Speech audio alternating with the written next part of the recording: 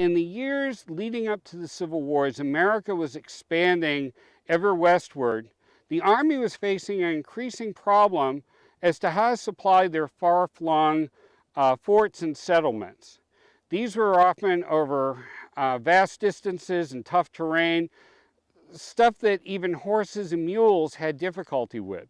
So the then Secretary of War, a guy by the name of Jefferson Davis, and yes, it's the same Jefferson Davis that just a few years later would be the President of the Confederacy, came up with the idea of importing camels from the Mideast to see if they could be used to supply these far-flung forts and settlements.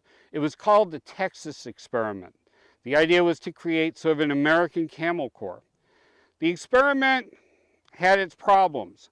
Although those who were well trained and experienced with camels found them to be great animals to work with, others who were less trained and less experienced had difficulties with them. Now, these problems, along with the beginning of the Civil War, caused an end to the program. And unfortunately, most of these camels were just set loose to fend for themselves. Now, it is reported that some of the offspring from these camels that were just set loose were still seen roaming the Southwest up until the 1940s. But a few of the camels were still used by forces in the North and the South, and Doug was the most famous. Again, he was the mascot of the 43rd Mississippi Infantry, and he was used to transport some supplies, but he was mainly a mascot. Unfortunately, he was a rather big target, and he was killed by Union sharpshooters at Vicksburg. The men felt terrible about it.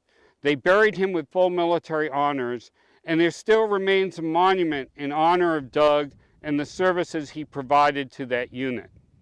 Perhaps the most famous mascot of all was Old Abe, an American bald eagle.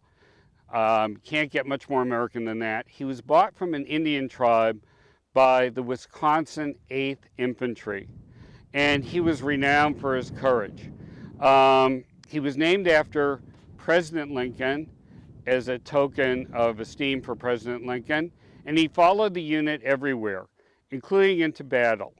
And he was known for, when a battle was raging, flying up above and giving out a warlike scream that would inspire the men. Now, Old Abe was shot twice during the war, but survived and returned to Wisconsin as a hero, not only in Wisconsin, but throughout the North. And he was given the honor of living out the rest of his days in the Wisconsin state capitol.